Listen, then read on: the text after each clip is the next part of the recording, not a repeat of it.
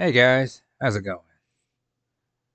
Today, I would like to talk to y'all about another genre that I typically haven't gotten into quite yet, Star Wars. More specifically, Star Wars The Old Republic, the MMORPG.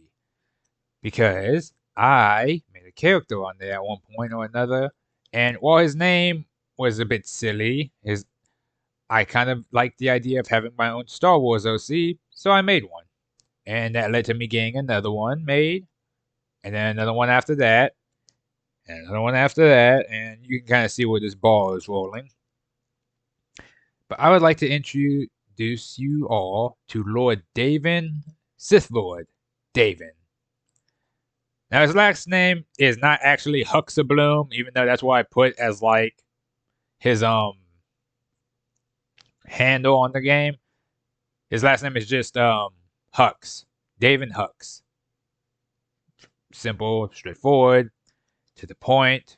You get it. But his story is a little bit more deeper than just that. When he was younger, he was raised by his mother. His mother was a pureblood Sith, and his father was one of her, let's just say, entertainers, consorts, if you will. And so he took her eyes and his figure, or his like aesthetics for being human, and went with there. Now, when obviously her teaching methods weren't the nicest, being that she was Sith, but she instilled a lot of things into his son that he eventually learned to form on his own after a while too. You know, had him bleed his own crystal, had him taught him how to fight. The only thing he couldn't replicate was her Sith lightning, or her Force lightning ability. But he did learn some other aspects here and there. She taught him how to utilize his rage in combat and basically turned him into the equivalent of like a not like a berserker. I think like more like a lines of kind of like think of like a Sith juggernaut, but without the heavy armor. Like the idea when he fights is he strikes fast, he strikes hard, he goes in, he takes things down, and if need be, he'll push through pain to get a decisive blow on an enemy. And so he was eventually gifted his own ship and sent out into the world to fight for the Empire and its beliefs. But he's not just some crazy murder weapon. He does actively enjoy and care for the people of the Empire. Because in his mind, what they do is what they do, and what they do is right. Because again, even if you want to make the argument of, oh, they're bad people or they're corrupt, no, they're pretty straight. In his eyes, they're pretty straightforward with how they go about doing things. Like they know what they are and they run with it. They're not gonna lie to your face about it unless they actively have to. And even then, that's more so their enemies than anything else. Or at least that's how he sees it. But he was always just a soldier. He just went in, did what he did, and left. Never saw any point to anything else. However, his mother wanted to instill with him something greater than just being a weapon. So she taught him to essentially gain as much power as possible, because with power came privilege, came freedom. The freedom to essentially choose what you wanted to do. So he would always test himself by fighting stronger and stronger enemies. If he couldn't find the Jedi, he would find it in the Sith. And if he was victorious, because I'm pretty sure I don't think the Sith can produce Force Ghosts. I think that's a Jedi trick. So they can tie themselves to certain things like items, weapons, temples, like physical places. So whenever he takes down enemies, he'll take a piece of their weapon, or he'll take some of their armor, like a mask maybe, or a chest piece, or like something as a trophy, and he'll just put it in his room on his ship, or on his like planet that he eventually owned, like a museum of death. And and like I said, over the years, he was basically the equivalent of a strike team soldier. Like he would drop in, or a shock trooper. He would drop in, raise hell, scatter bodies, leave. And that was what he did for a while. Eventually, though, his mother did pass. And when she died, she left him with another mission to resurrect her through some kind of means he wasn't familiar with. He didn't even know, not even that magic was a thing or something of the like sorcery of some kind, but that there was a ritual that he could do to bring her back. So he had to start looking for things to put together, very specific things for said ritual, in order to bring her back. Stronger than she was before, in a sense, because she is still his mother and his master. So, yeah, he was going to listen to her. Eventually, though, over the course of his adventures, he came across a few people here and there. The first one was a bounty hunter he knew. It was a Togruta. Her name was Rujin. She was when he first met her, she was just a sniper, and so he didn't really care much for her. He just kind of recruited her to his team, like, I could have use for you down the lines. So he would plant her in certain places to take out diplomats or some kind of political figures, while he was on the front, actively drawing attention from everyone else. Because again, no one's going to expect a sniper when there's a full-fledged Sith standing right in front of you. And through his actions for the Empire, he was eventually granted the title of Sith Lord. And obviously that gave more things he could mess around with, but that also expanded his roster of people.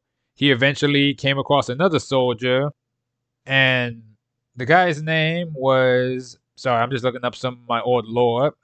Skyzar. And again, nice enough guy. He's basically the equivalent of a friendly. Like, he knows where he is. He's a friendly enough guy, but he's also a killer. He's like, let's keep it real. He's like, I put bodies in the ground. It's what I do. He also has a battle droid, XG-07.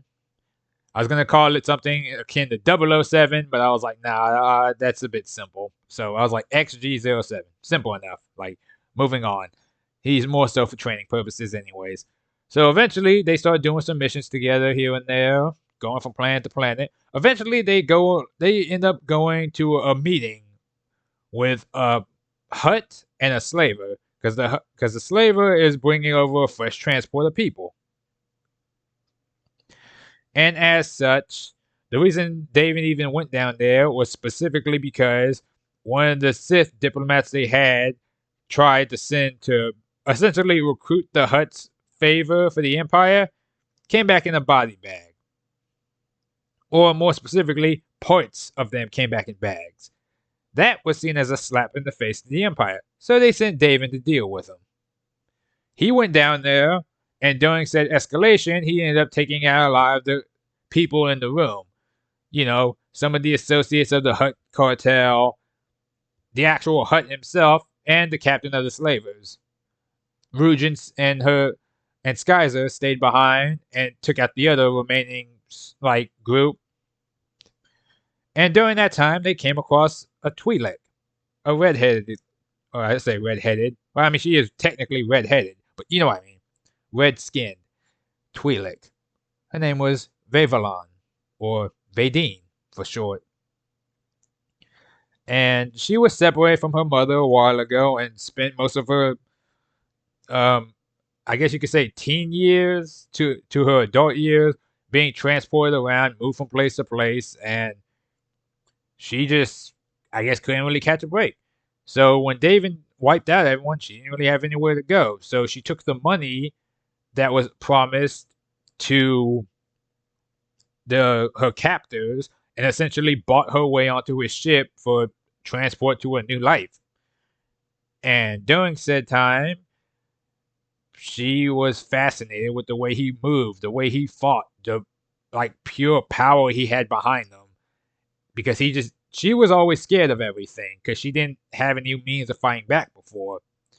He walked in the rooms fearless and just didn't give a shit about any of the weapons or any of the enemies and just took them down. She admired his power. And eventually, she, after a few other encounters, one of which he even had to save her from dying, she basically, she didn't demand, she begged to fall under his tutelage. And originally he said no. He's like, you're not force sensitive, I can't train you. Or more so, I won't. I do not care enough to. So, eventually, she worked her way into his graces to where he agreed to train her, in a sense. He had Rujin teach her how to fire a blaster. He had Skyzar teach her some hand-to-hand combat techniques to see what weapon would fall good with her. She eventually settled on a crescent moon blade, which she could combine together to make a full-fledged, it would look like a bow on one hand with handles on the other, and she could use that as a weapon. And they found stronger materials for it after a while too, to where it could even clash with lightsabers. She eventually started developing feelings for him. Some of it was born from lust, others were born from just a sheer curiosity. And it got to the point where every now and again, she would just go into his room. And he'd be meditating or just sitting on his bed. And the room was pitch black. She could feel the sense of hatred or loss or fear, everything that the Sith embodied just in the room, and it was mostly due to his trophies. Because again, he didn't just cut down Jedi, he'll cut down other Sith. If they talk trash, get in his way, or try to fight him, yeah, he'll take their heads. But they would just talk. And again, eventually she even became a member of his crew. And like I said, he doesn't hate everyone. You don't have to leave right away, do you? What do you say we let Vet and the boys catch up for a while? I mean, come on, you guys. Of course. Maybe we should give them some time alone. And she approves. Sith really can read minds. Be good, kids. We'll be back. Why do I have that fucking walk? Have fun. It's more along the lines of he is attached to his crew. He treats them really goddamn well. Because again, if you're willing to fight and die for him or alongside him in battle, you have his respect. And it eventually got to the point where he took Vadine with her. And while Vadine is indeed beautiful, she also draws a lot of attention. Because again, she was a slave. And sometimes those slavers are keen to try to recapture her. And he doesn't have any he doesn't mince words or anything. She is indeed now she's technically his servant. But she stays with him anyways because she gets attached to him. During one of the travels though, they come across two people, a droid woman and a merchant. I think the names were Vath and Zanla. Xaunla.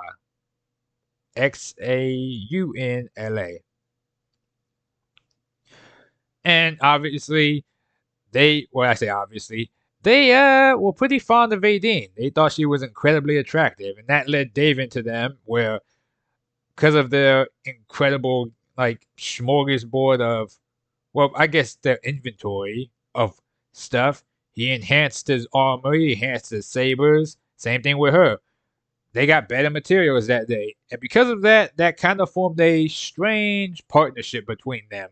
Because he found them incredibly annoying. But again, Vadine could sweet talk them into getting some good gear here and there.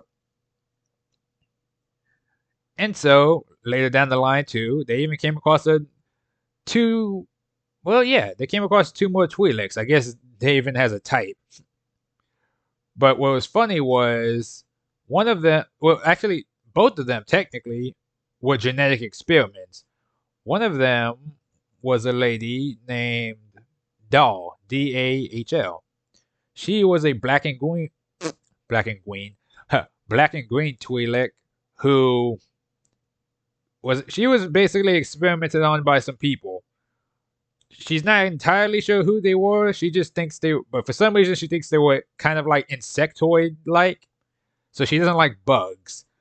However, the stuff they did to her enhanced her brain and made her smarter, but it also severely stunted her growth.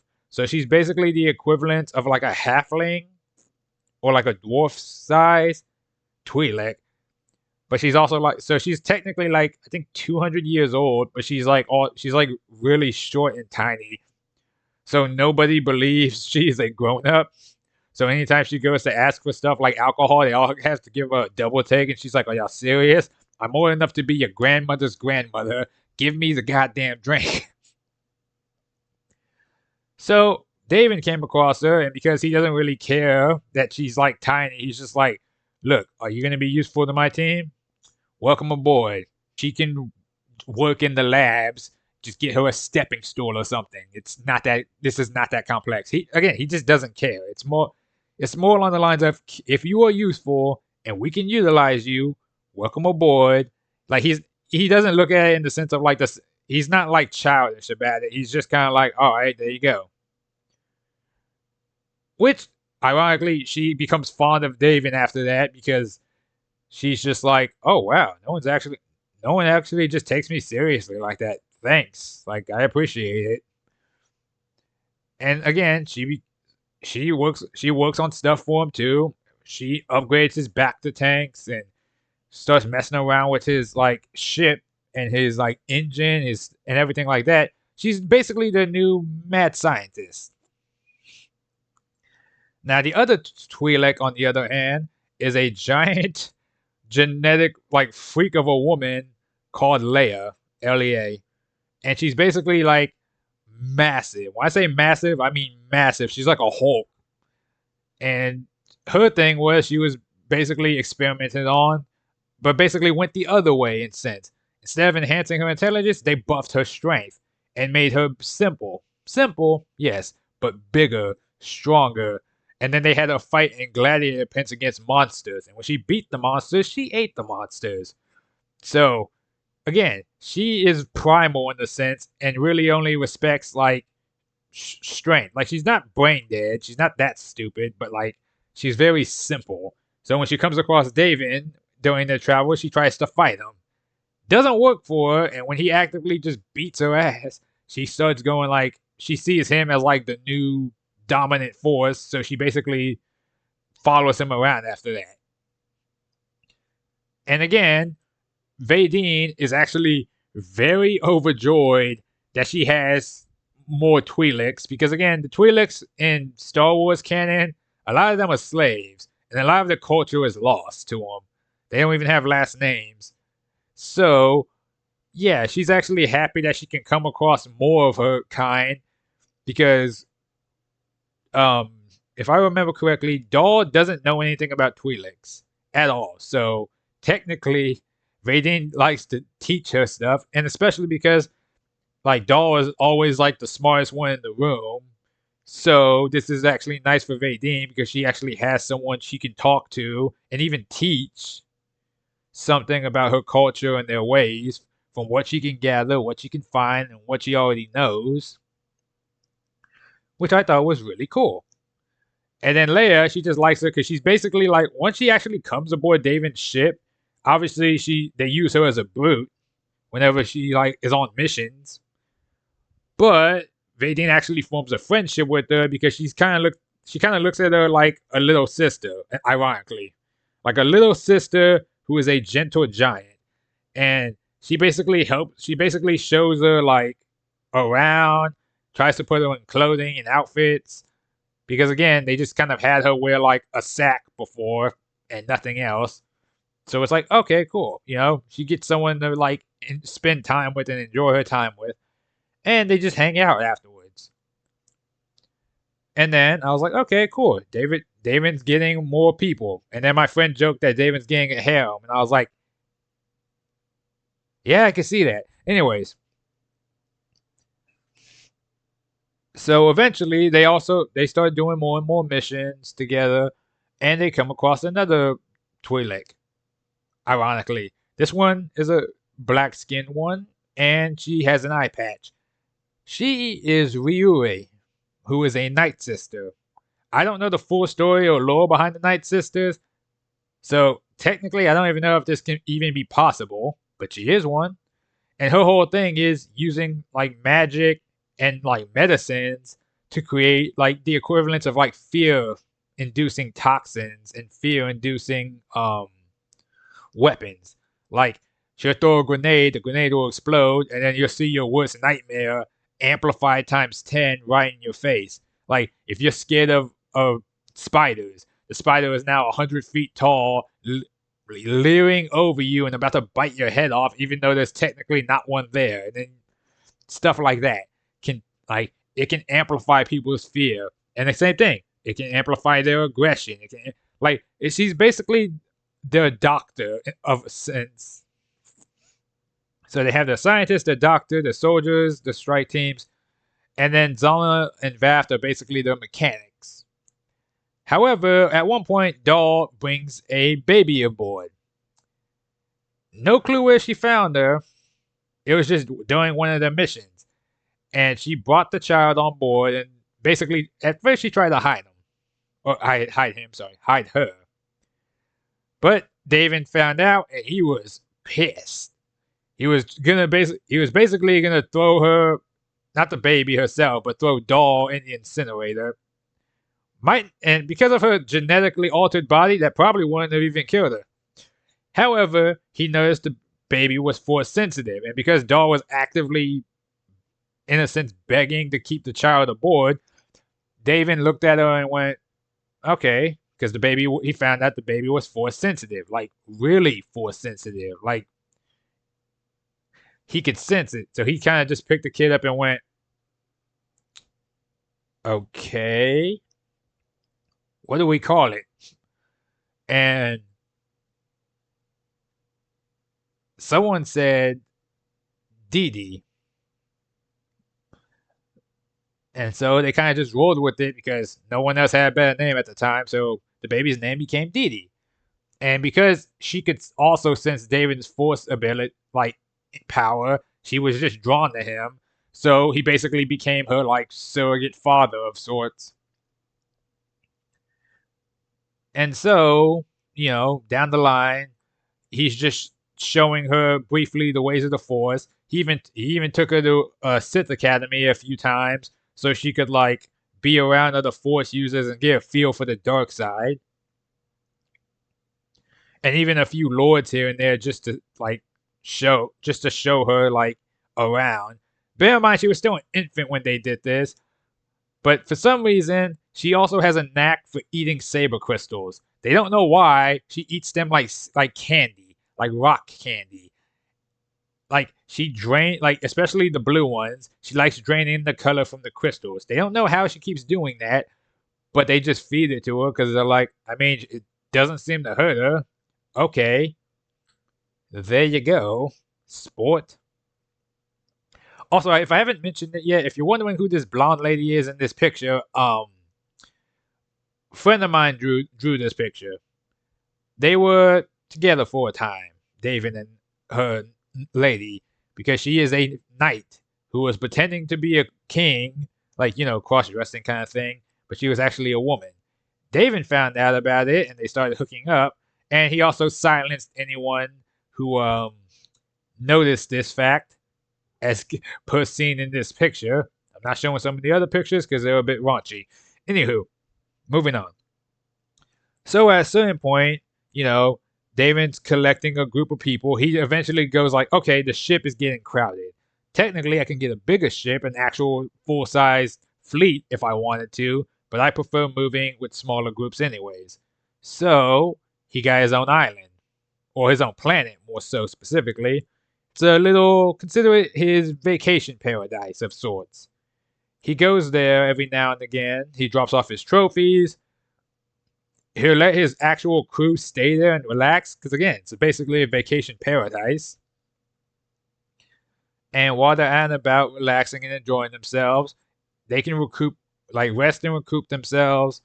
He has some high quality chefs there. He has maids to look out over the place. He has his own armory, his own room, which is a grand big room.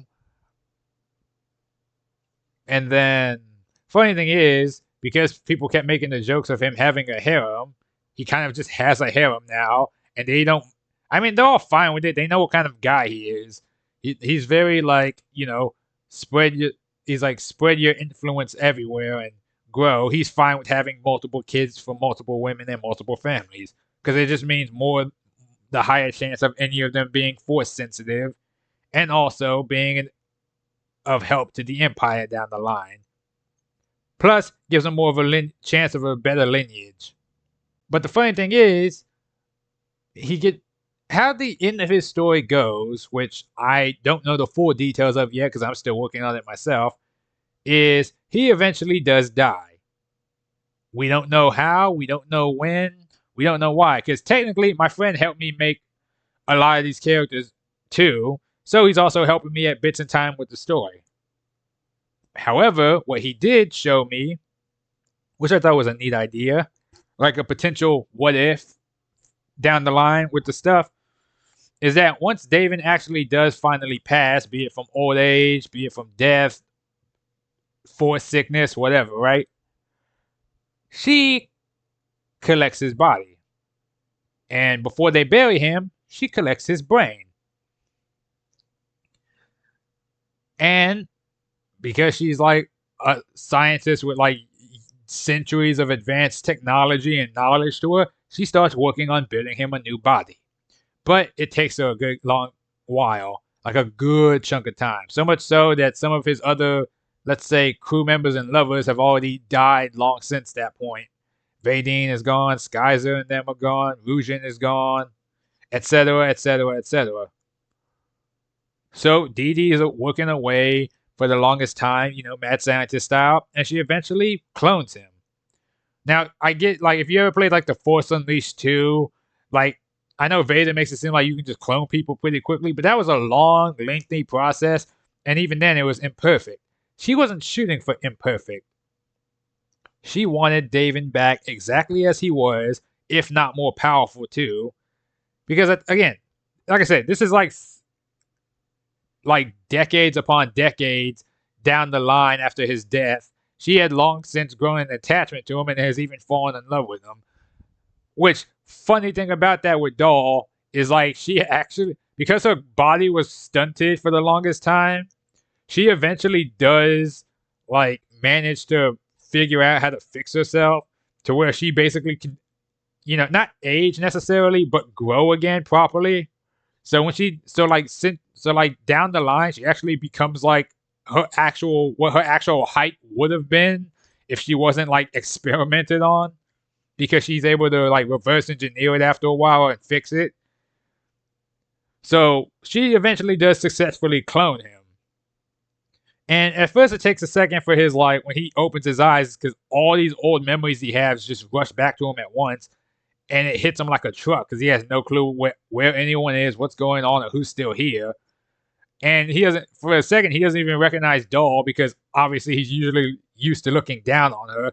So when he sees her looking like an actual grown, fully sized Twi'lek right now, he thinks she's like a cyborg or an illusion. But once he snaps out of it and realizes that he's in the future, he's like, okay, well, where am I? He's like, well, you were dead. They buried you a long time ago. He's like, okay, what about all these other people? Long since gone. Oh, the kids are still around. Your kids. Oh, okay. And then it becomes a thing of Dee Dee has also grown up since then. Following in the path of her father, or at least her father figure, she starts training. She has long since been training in the ways of the dark side. She even has her own apprentice. However, she sees Dee Dee bringing him back. Dee Dee sees Doll as bringing him back as sacrilege, blasphemy. She's like, what the hell did you do to my dad? His time has already passed. He should be resting. He should be Like, this is insane. So when she finds out that he's alive, she actually goes to try to kill Doll and him, because this is like, this goes against what she believes in. And then it becomes a whole nother story of him having to like fight off his like basically daughter, while also trying to like find his way in a world that has long since moved past him. Which I'm working on right now. I like the idea though. It actually sounds really cool.